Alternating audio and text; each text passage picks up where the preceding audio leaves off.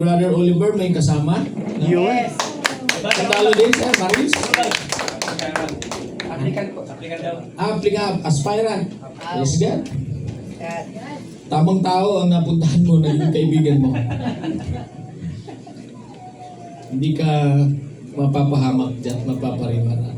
Dahil inayos na ng Diyos ang buhay niya. So welcome. Bisaya, Ilocano, Bicol, Chabacano, Zamboanga. Si Senior. Si Senior. Si Senior. Si Ate Ruth nasaan? Meron din kaming Chabacana dito eh. Sa mga awitin natin kanina, ramdam ba ninyo yung, alam niyo yung sarap, pagka pumikit kang gano'n, ramdam mo yung mga awitin. Hanggang doon sa ating ginawang pag-alala sa ating Panginoong Hesus. Alam niyo, pag pumikit ako, nakikita ko yung naranasan ng Panginoon na grabing hirap. Na hindi naman niya dapat danasin yun, mga kapatid. Pero dahil sa pag-ibig niya, dahil sa pagmamahal ng Diyos sa atin, ay sinunod ng Panginoong Jesucristo yung kalooban ng Ama para maganap at magkaroon po tayo ng pagkakataon na magkaroon ng kaligtasan ng ating kaluluwa at karoon ng karapatan na tawagin tayong anak ng Diyos. Alam nyo, pagka ini-imagine ko yung time na nangyari yun sa Panginoong Hesus, hindi ko po maiwasan na mapaluha eh. Kasi nga, noon nung hindi ko pa siya kilala ay baliwala lang siya eh. Pero nung nakilala ko siya, grabe yung pagmamahal pala niya sa akin. Grabe yung pag-ibig niya para sa akin kasi mismong buhay niya ay inalay niya para sa akin. At hindi lang po yun para sa akin mga kapatid, sa atin pong lahat. Kaya mapalad po tayo na nakakilala sa Panginoon at tinanggap natin ang Panginoong Hesus sa ating mga buhay bilang ating Panginoon at sariling tagapagligtas. Amen? Amen. Hallelujah. Panginoon, sa umaga pong ito, kami po ay inyong pangunahan. Ikaw po ang manguna sa akin. Ikaw po, O Diyos, ang magbigay ng mensahe sa bawat isa. Ako po ay gagamitin nyo lamang. Ikaw po ang magbigay ng pag-unawa. Paano nyo po ito ipaunawa sa bawat isa sa amin ang iyong mensahe naming pag-aaralan ngayon, O Diyos. Wala po akong kakayanan. Ako po ay nakadepende sa inyo, Panginoon.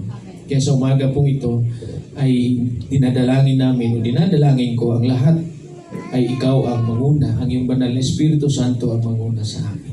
Salamat, Ama. In Jesus' name, Amen and Amen. So, sino po dito ang nakaramdam ng pagod? Ako. Sino po dito ang nakakaramdam ng kalungkutan? Amen. Sino po ang nakaramdam ng pagkainip? Di ba? Siguro po lahat ng tao, ang pagkainip kasi depende sa sitwasyon, ano? Pero ito ang sigurado, lahat ng tao ay nakaramdam ng pagod. Tama? Yun ngang battery napapagod din. Di ba? Yung bagong gising ka nga, pagod eh. Di ba? Physical natin napapagod. Yan ang sigurado. Ang ating mga physical na katawan ay napapagod. Alam niyo po ba na pati ang ating spiritual ay napapagod din? Minsan nyo na bang naramdaman na yung aking spiritual ay napapagod na? O hindi lang natin binigyan ng pansin. Paano ba natin maramdaman o malaman na yung ating spiritual na buhay ay nangihina na? Assignment po ninyo yan. Mahilig ako magbigay ng assignment eh. So, kaya ko po natanong yan kasi ang ating team po ngayon ng July ay is all about rest. Pahinga. Gusto ko yan. Rest lang po, wala pa po yung peace. Rest lang po muna. Huwag muna yung in peace. Pero kung may gusto natin, pwede rin. Kasi doon naman talaga pupunta yun sa rest in peace. So ano po ba ibig sabihin pagka sinasabing rest? Di ba? Kung Tagalogin natin yan, pahinga. Break. Now, kapag nakapagpahinga tayo, ano pong papalit doon? Restoration po. Marirestore yung ating kalakasan, marirestore yung ating, marirepress yung ating mga isipan. Di ba?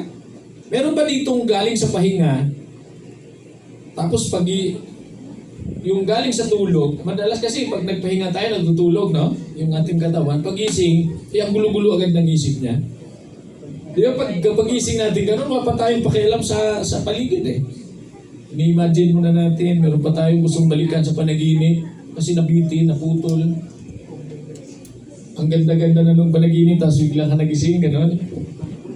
So pag sinabi pong rest, ito po ay magbabalik ng ating mga lakas. Ng ating katawan. Kasi nakapagpahinga eh. Di ba gano'n? Ang isang basketball player, pag nakita nung coach na pagod na, pagpapahingahin niya yun. Para ma-repress, para ma-restore yung kanyang lakas at pag okay na siya, ibabalik na siya ulit. Okay? So ang key verse po natin mga kapatid is Matthew 11 verse 28. Ayun no, panawagan po ng Panginoong Hesus, "Come to me, all you who are weary and burdened, and I will give you rest." Amen. Kaya ako po natanong yon kung sino sa atin ang nakakaramdam ng pagod kasi may panawagan ng Panginoong Hesus sa atin. Bakit ba tayo napapagod? Di ba? Alam niyo po, ang tunay po na kapahingahan ay matatagpuan lang po natin kapag ang Panginoong Hesus ay nasa ating mga buhay. Kasi kung wala ang Panginoong Hesus sa ating mga buhay, kahit anong pahinga natin gagawin, yung tunay na kapahingahan ay hindi pa rin natin mararanasan. Parang naghahanap tayo ng tunay na kasiyahan. Di ba? Maraming pamamaraan eh. Tayong tao, para tayo ay sumaya. Pero ang tunay po na kasiyahan ay sa Panginoong Diyos din lamang. Kaya yung tunay na kapahingahan ay sa Kanya lang din po natin matatagpuan.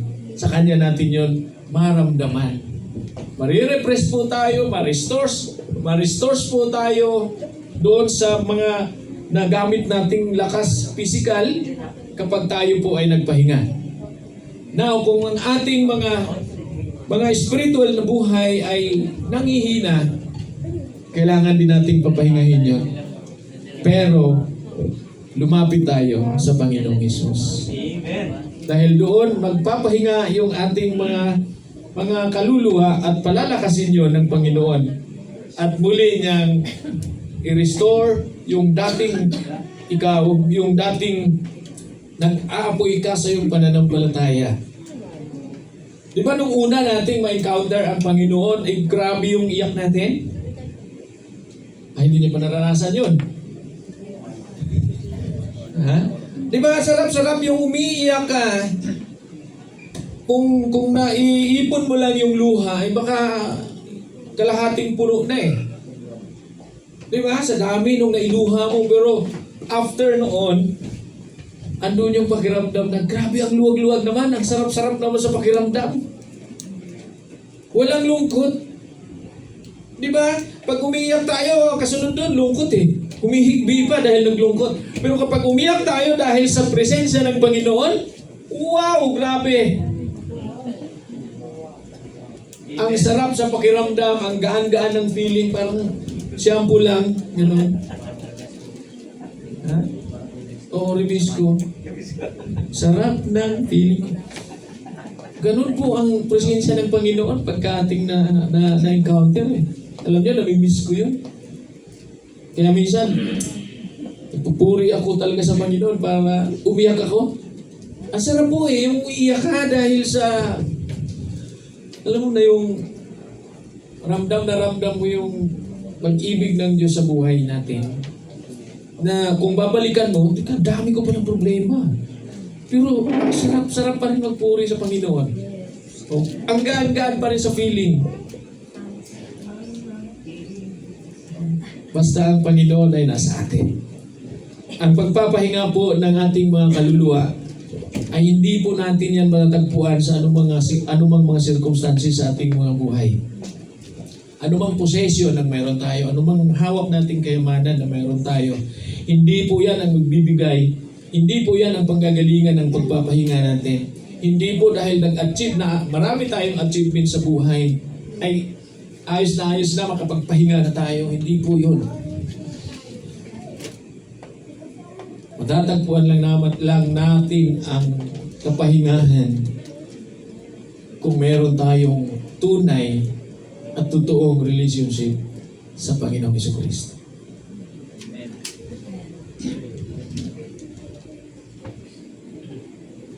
Tunay po dapat.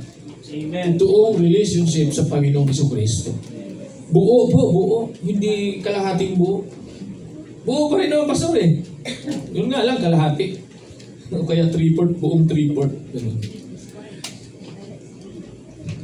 So sa Panginoong Jesucristo, kung nais natin ng kapahingahan, kapayapaan sa ating mga isip, lumapit tayo sa Panginoon. Dahil yun po ang kanyang panawagan. Come to me, and I will give you rest. Okay? Alam natin lahat na nasa mundo tayo ngayon ng, alam mo yon, yung tuloy-tuloy ang moving, tuloy-tuloy ang pagkilos, pag-ikot. Yung mga tao ay busy sa trabaho, naghahabulan, nag-aagawan sa jeep o doon sa mga sasakyan patungo sa kanyang papasukan ng trabaho. Ganon po ka-busy ang mundo ngayon. Busy tayo sa ating mga responsibilidad para sa ating mga pamilya. Tama? Nagsisikap tayo dahil may mga responsibilidad tayo sa ating mga pamilya. Ano pa?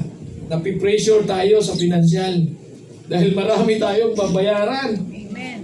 Yan yung katotohanan sa mundo eh. Saka mga demands sa ministry natin. At sa kung ano pa mang mga concern sa pang-araw-araw na ating na nararanasan. Technology ngayon, pinapadali na tayo eh. Pinapadali na buhay natin eh. Di ba? Tanungin mo si Meta AI. Pugi ba ako? Ang galing sumagot noon. Nasubukan nyo na? Kapag walang nagsabi sa inyo na pugi kayo o maganda kayo, tanong nyo kay Meta. Oh, pugi ba ako? Ay nako, sasabihin niya talaga totoo. Oh, subukan nyo mamaya. Mamaya na lang. Akin na lang yun. Kami lang dalawa eh, kaya nga tanong nyo rin. Secret na namin yun. Kasi sabi niya, huwag mong ipagsabi. Kasi tayong dalawa lang ang nakakalam. Kasi sikreto daw namin yun. Di ba ganon? Pinapadali na ng noon, kung ang pamamaraan ay sa pamamagitan ng sulat, ilang linggo bago makarating sa Hong Kong? 1 week. Ngayon, kung telegram naman, mabilis lang yon. 2 days pa din. Pero napakamahal. Oh. Ngayon, wala pang isang pag pindot mo nung send, isang ganun lang, bilis na. Pinadali. Pero hindi pa rin tayo nakapagpahinga eh. Di ba? Naghahanap pa rin tayo ng pahinga. Pero hindi pa rin tayo nagkakaroon ng tunay na kapayapaan. Marami po ngayon na mga tao na masyadong exhausted na yung physical. Pagod na, lalo na sa trabaho kasi nagsisikap talaga. 16 hours nang nagtatrabaho.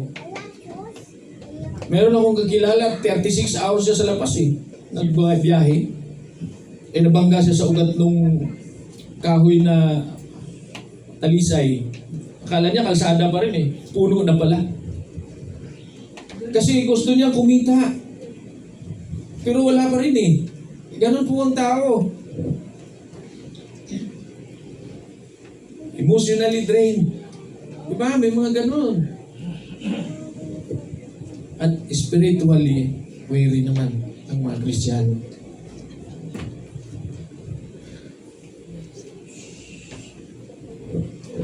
Nararamdaman natin, napapagod tayo. Ang sarap na ng tulog natin magdamag, pero pagising natin, pakiramdam natin pagod pa rin tayo. Pakiramdam natin may kulang pa din. Pwedeng maramdaman ng physical, pero dapat yung ating mga espiritual na pamumuhay ay hindi maapektuhan. Yung espiritual na relationship natin sa Panginoon, hindi maapektuhan doon sa kapaguran ng ating mga katawan.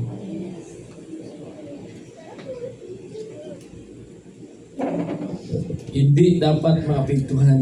Ang Panginoong Hesus po ay nag-offer siya sa atin ng isang napakagandang imbitasyon na lumapit tayo sa Kanya. Kasi bibigyan niya tayo ng kapahingahan. Parallel po yan doon sa Matthew 6:33. Diba? Lunahin natin siya. Lahat ng ating pangangailangan ay Kanyang ibibigay. Basta unahin natin siya. In Matthew na po na yon, Matthew 11, sinasabi po ito ng Panginoong Hesus during the time na yung mga tao po ay nakita niya na grabe na yung kabigatan na naramdaman, grabe na yung kalungkutan, grabe na yung hirap na naramdaman ng mga tao dahil po doon sa religious legalism na tinatawag na kung saan yung mga religious leader ay sinisikap na ituro ay yung batas, yung katuruan ng nila, yung pagbibigay, subalit wala namang itinuturo na pag-asa, wala namang itinuturo na pagmamahal, wala namang spiritual na itinuturo. Pagkos ay dinadaan nila sa legalism, sa legalismo na batas. Kaya nakita yun ng Panginoong Hesus. Kaya ang sabi niya, "Come to me and I will give you rest." Ganun po ang ating Panginoon. Wala siyang gustong iparana sa atin kung hindi magkaroon tayo ng kasiyahan, kapayapaan, kapahingahan. Ang mundo po, ang offer sa atin lagi ay napapagod tayo. Pero ang Panginoong Hesus, ang Kanya pong naisibigay sa atin ay yung kapahingahan na ating hinahanap.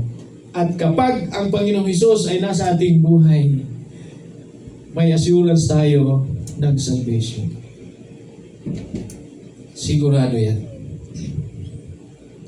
Merong nagtanong, paano po kung hindi naman totoo na may Diyos, tapos naniwala ka na may Diyos? Hindi wala. Ano naman kung wala? Di wala. Ay ngayon, balikan kita ng tanong, paano kung totoo at hindi ka naman naniniwala? Ano ngayon gagawin mo? Di ba? Wala na, huli na lahat kung nandoon na tayo sa harap. At totoo nga na meron, tapos hindi tayo naniwala. Dapat maniwala tayo na may Panginoon.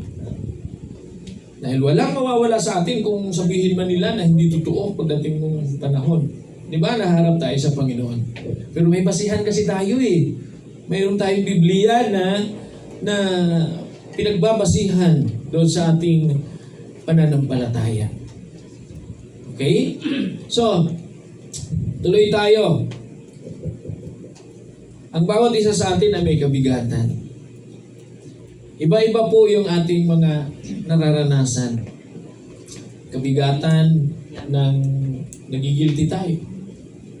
Kabigatan na may takot tayong naramdaman. Ba, marami tayong takot eh. Marami ho yung takot na yan eh. Napakarami po niyan. Yung iba mayroon ng anxiety. Di ba? Nagkaka-anxiety na siya para doon sa future ng kanyang family. Ang dami nating inaalala. May mga nalulungkot na dahil sa disappointment. Di ba? Pagka tayo'y nabigo doon sa gusto natin, sa nais natin, lalo na kung sinikap talaga natin, hindi nabigo tayo, makaramdam tayo ng disappointment. Or kung ano man yung mga circumstances ngayon na ating nararanasan. Subalit po ang katotohanan, ang buhay po ay talaga namang napaka-overwhelming po ng buhay talaga. Marami pong naghahanap ng kapahingahan sa pamamagitan po ng bakasyon. Di ba? Bakasyon muna ako kasi para magpagpahinga naman. Relax muna. Marami naman pupunta sa concert, sa entertainment para makapagpahinga daw siya. O kaya siguro pag nag-success na ako, kakaroon na ako na, pwede na ako magpahinga. Ano pa? Pag marami na akong salapi, marami na akong pera, pwede na ako magpahinga. Or makapagpahinga na ako. Or kapag naayos na yung aking relationship, ay hayahay na ang buhay ko. Pero hindi pa din mga kapatid eh. Yun po ay mga temporaring bagay lamang. Pag tayo ng bakasyon, yes, makapagpahinga tayo, feeling natin nakapagpahinga tayo, pero sandali lang po yun. Pagkabalik mo, wala na ulit yun. Yung pahinga na yun. Di ba? Sinasabi nga, pag kayong umuwi, pagbalik, back to reality na naman tayo dito. Tingnan mo, hindi ka pa nakabalik, pagod ka na. Naisip mo na agad yung pagod eh. Di ba? Lahat po yun ay temporary, yung ating nabanggit na yun. Subalit, ang ating pong Panginoong Diyos ay kakaiba po yung kanyang ino-offer sa atin na kapahingahan eh.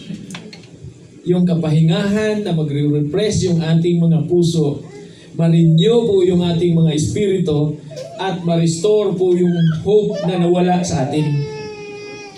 Di ba Jeremiah 29:11? I will give you hope and future. Ang sabi ng Panginoong Diyos. So ngayon po ay tingnan natin, meron po tayong tatlong puntos na pag-uusapan patungkol po sa pagpapahinga. Una, Jesus invites the weary to come to Him. So alam na natin, kapag tayo napapagod na, nakaramdam na tayo ng panghihina, ay lumapit na agad tayo sa Panginoon. Or, manatili tayo nakakunik sa Kanya para hindi na tayo umabot doon sa panghihina. Tama? Ang ilaw na yan, kahit 1 taon nakasindi yan, basta may supply ng kuryente, buhay yan. Hindi yan mamamatay. Iba na lang pag inabot niya na pag napundi na siya. Pero ang tao napupundi din, no? Pag umabot na tayo doon sa edad natin, yun na yung pinakapundi kung sa ilaw. Kasi meron din siyang hangganan. So ang lahat ay may hangganan. Di ba? Lahat ng bagay na nasa silong ng langit ay may kanya-kanyang panahon. May kanya-kanyang panahon. May kanya-kanyang hangganan. Kaya nga, ang sabi ng Panginoon ay lumapit kayo sa akin na kayong mga nabibigatan, nahihirapan, dahil bibigyan ko kayo ng kapahingahan. Dito pa lang, maramdaman na natin yung kapahingahan bago yung rest in peace. Diba? Yung kapahingahan, ibig sabihin, may enjoy natin yung ating buhay. May enjoy natin yung ating pamumuhay sa mundong ito na kasama natin ang Panginoon. Diba? Matthew 11:28, yung ating binasa kanina, come to me, all. Wala hong may iwan dyan. Hindi lang po para sa atin, kundi sa lahat po ng napapagod.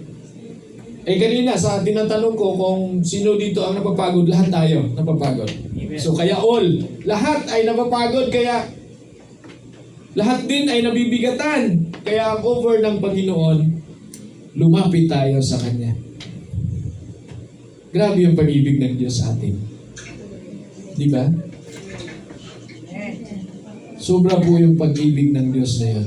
na sa kabila nung dati tayong makasalanan, na hindi tayo karapat dapat na tumanggap ng salvation, pero dahil sa pag-ibig niya, nagkaroon po tayo.